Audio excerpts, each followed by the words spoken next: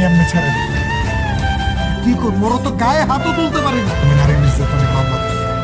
কিন্তু আমি তো এসব সহ্য করতে পারতেছি না। আমি এখন কি করবো? তুই বাজার থেকে ওষুধ নিয়ে আয়। কি ব্যাপার?